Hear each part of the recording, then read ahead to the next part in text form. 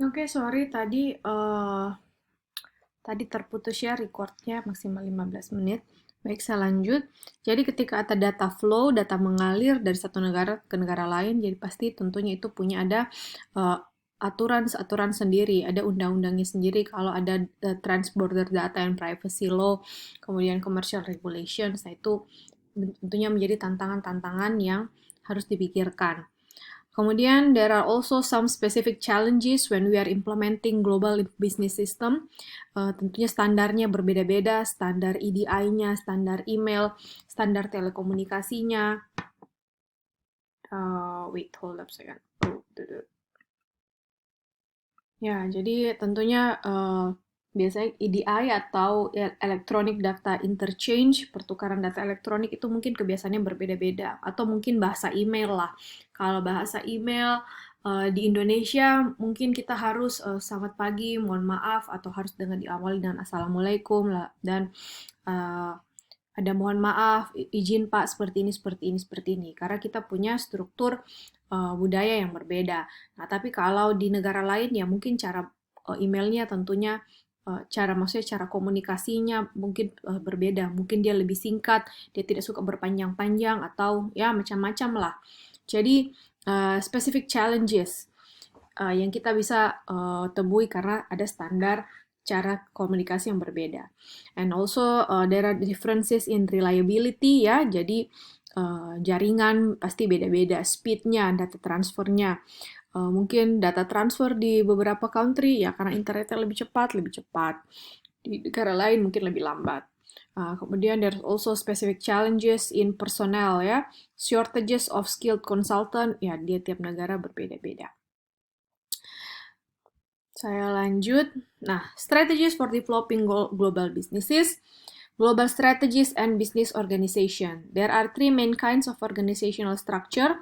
Jadi ketika kita membangun bisnis global, sistem bisnis globalnya kita, ya ada berbagai struktur organisasional. Ada centralized, yang dia berpusat di home country, di negara asalnya, atau dia decentralized atau dispersed. Jadi ada local foreign units, masing-masing punya ini, atau dia coordinated, all units participate as equal. There are four main global strategies, either itu domestic exporter, multinational, franchisers, and transnational. Global business and strategy, kita bisa lihat kalau dia misalnya perusahaannya itu domestic exporter, maka productionnya biasanya centralized, finance-nya centralized, sales-nya mix, human resources-nya centralized, strategic management-nya centralized. Tapi kalau misalnya perusahaannya itu adalah perusahaan global multinasional, biasanya produksinya itu terdisperse, artinya terpisah. Jadi kalau terpisah di tersebar di beberapa negara yang berbeda-beda. Misalnya nih Pantene, Pantene itu asalnya dari misalnya Pantene ya, Pantene sampo itu kan dia asalnya dari Switzerland, dari Swiss, tapi kemudian dia punya produksi itu untuk di Asia, dia dibuat di Thailand. Nanti dari Thailand baru dikirim ke Malaysia, Singapura, Indonesia dan lain-lain. Jadi ada banyak dia punya pabrik. Atau misalnya Coca-Cola. Nah, Coca-Cola itu dia punya banyak pabrik di mana-mana. Di Indonesia saja dia punya, kalau saya tidak salah, 3 atau 4 pabrik. Ya, jadi di Indonesia, Coca-Cola Indonesia ada pabriknya di Surabaya, di Jakarta. Nah, kemudian di Australia ada pabriknya lagi beberapa, di Thailand ada lagi pabrik beberapa. Jadi productionnya itu disperse, tersebar-sebar di mana-mana. Beda dengan eh, misalnya iPhone tadi ya, dia punya strategi beda. Walaupun didesain di California, tapi semua assembly-nya itu dibuat di satu tempat di Cina. Jadi terkoordinasi gitu. Jadi beda. Nah, kemudian kalau bisnis multinational, biasanya finance accounting-nya decentralized, sales-nya terdisperse, tersebar-sebar, sesuai dengan ya kebijakan masing-masing negara, human resource dan strategic management-nya untuk multinasional juga tercentralized. Franchiser dan transnasional dia punya strategi yang beda-beda lagi. Nah, bagaimana konfigurasi manajemen dan development dari sistem itu tergantung dari strategi global yang dipilih gitu. Jadi dalam kita mengembangkan sistem informasi global itu tergantung dari konfigurasinya.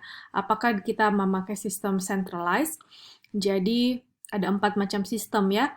Sistemnya dikembangkan dan dioperasikan totally at domestic home base. Jadi betul-betul dia ya kalau dia dari Amerika, ya semuanya pokoknya pengembangan sistem itu dibuat dari Amerika.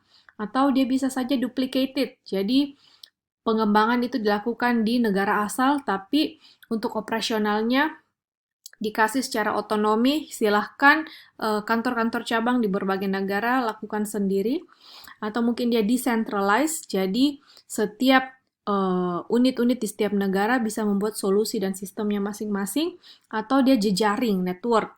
Jadi development and operations occur in coordinated fashion across all units. Nah, kita lihat strategi global ini tergantung dengan sistem configuration-nya. Jadi kalau domestic exporter, dia melakukan uh, apa namanya dominannya itu dia melakukan centralized dan decentralized. Kalau multinasional dia uh, umumnya melakukan decentralized sama network ya. Jadi X besar itu menunjukkan dominant patterns, small x show the emerging pattern. Jadi kalau dia domestic exporter, strategi global, kalau perusahaannya memakai sistem domestic exporter, maka dia punya pattern yang dominan adalah centralized. Tapi belakangan ini dia juga mulai melakukan decentralized. Nah, tapi kalau perusahaannya perusahaan multinasional, seperti anggaplah Coca-Cola, Unilever, mereka itu memakai, kita lihat dia pakai pattern decentralized yang dominan, tapi dia juga mulai mengembangkan network ya. Kemudian franchiser itu dia dominan duplicated, tapi dia mulai sekarang mengembangkan decentralized. Kalau transnasional dia itu network, jadi jejaring. Strategies for developing global companies. Nah, untuk mengembangkan sebuah perusahaan global dengan support structure information systemnya, there are several things that we need to do. First, we need to organize value-adding activities along lines of comparative advantage. For example, we need to locate functions where they can best be performed for least cost and maximum impact. Number two, we have to develop and operate systems units at each level of corporate activity in regional, national, and international. And three, we need to establish at world headquarters single office responsible for development of international system, and also we have to appoint global CIO position. Jadi salah satu cara untuk kita mengembangkan sistem support structure information yang global, kita harus menunjuk posisi global CIO-nya. Jadi ada Chief Information Officer yang dia itu apa namanya? Dia di tingkat global. Jadi dia yang mengoversee informasi sistem secara global. Jadi ada satu orang yang bertanggung jawab khusus untuk itu. Jadi membawai semua divisi information systemnya secara global. Now, there are also several principal management challenges in developing global system. The first is agreeing on common user requirements. The second is introducing changes in business processes, coordinating application development, coordinating software releases, and also encouraging local users to support global systems. In global system strategy, there are several things that we can do. We can share only core system. Jadi ketika kita mengembangkan sistem strategi global, kita bisa saja informasi sistem yang kita lakukan itu adalah, oke, kita bisa bikin, terserah tiap-tiap negara mau bikin sistem seperti apa, tapi ada core system yang harus sama. Jadi core system support functionality critical to form. Jadi satu sistem inti yang sama, tapi kemudian nanti dalam pengembangannya ya bisa saja di tiap negara diadaptasi sesuai dengan kebutuhan negara itu. Misalnya di Indonesia, ya mungkin supaya mudah dipakai, sistemnya diterjemahkan istilah-istilah dalam bahasa Indonesia misalnya. Atau ketika dia di Jepang, dia memakai huruf-huruf Jepang untuk bisa, apakah namanya? Uh, ya itu, untuk dia dipakai di sana, apa Jadi ketika dia di Jepang, misalnya dia memakai huruf kanji, dia punya sistem ataukah hiragana atau apa. Yang penting dia itu sesuaikan core sistemnya sama, misalnya seperti itu. We can also do partially coordinate system that share some key elements. Jadi we don't have to be totally common across national boundaries. Jadi tidak harus persis sama, tapi kita bisa koordinasikan sistemnya dengan ada key element yang mirip-mirip. Jadi kita bisa melakukan local variation. Kemudian kita bisa juga melakukan peripheral system, jadi need to suit local requirements only. Nah, local, regional, and global systems kita lihat kalau global core business process, kemudian regionally coordinated system dan regional business processes, local option system, and local business process. Jadi, di intinya ada global core system yang sama. Agency and other coordination cost increase as the firm moves from local option system toward regional and global systems. However, transaction cost of participating in global markets probably decrease as firm develop global system.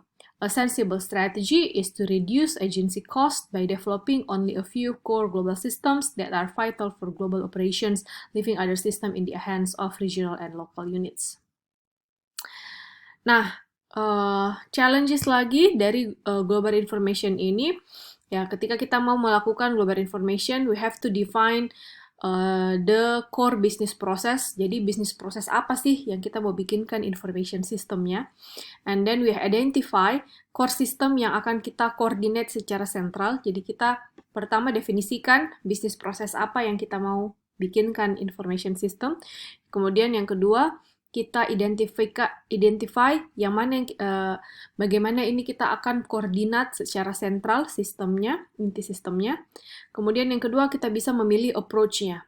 Apakah kita mau pakai piecemeal and grand design? Tapi itu biasanya approach piecemeal and grand design itu biasanya cenderung akan gagal ya. Jadi atau kita bisa melakukan evolve transnational applications incrementally from existing application. Jadi dari aplikasi yang sudah ada, kita mengevolve, mengembangkannya, mengevolusikannya secara incremental, secara perubahan sedikit demi sedikit. Nah, yang jelas kita harus make benefits clear, kita harus ada global flexibility, and tentunya kita ingin gains in efficiency, kita ingin meningkatkan efisiensinya. Kemudian kita mau melayani global market and larger customer base where we can unleash new economies of scale at production facilities. Tentunya dengan melakukan global system, ya kita mau produksinya kita menjadi lebih smooth, produksinya kita di pabrik menjadi lebih bagus dengan sistem informasi yang baru, supaya kita bisa meningkatkan new economies of scale di fasilitas-fasilitas produksinya kita, gitu. Kemudian kita mau mengoptimalkan corporate fund over much larger capital base. Nah, implementasi, ya pertama kita harus agree common user requirement-nya apa aja. And then we have to introduce changes in business process, ya kita harus perkenalkan dalam proses bisnis apa-apa perubahan yang ada dengan menerapkan ini global information system yang baru.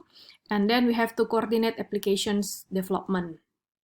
Also, we have to coordinate software releases and encouraging local users to support global system. Tentunya kita harus mengencourage pengguna sistem lokal supaya dia mensupport sistem globalnya. Nah, kemudian teknologi challenge-nya adalah ya ada computing platform and system integration, kemudian connectivity juga. Jadi dalam computing platform and system integration, kita harus lihat how new core system will fit in with existing suite of applications developed around globe by different divisions. And also, there is the standardization, data standard, interfaces, software, and so on. Nah, soal connectivity, internet doesn't guarantee any level of service. Many firms use private networks and VPNs. Low penetration of PCs, outdated infrastructure in developing countries. Jadi ya, tantangannya kalau secara konektivitas, ada internet bukan berarti level service-nya itu langsung jadi bagus. Banyak juga perusahaan itu pakai private network dan pakai VPN. Nah, kemudian bisa saja di negara-negara tertentu, khususnya di negara berkembang, itu infrastruktur IT-nya ketinggalan, penetrasinya masih rendah. Ya, jadi itu tantangan-tantangan teknologi di sistem global. Oke, sudah 14 menit, kita lanjut ke part 3.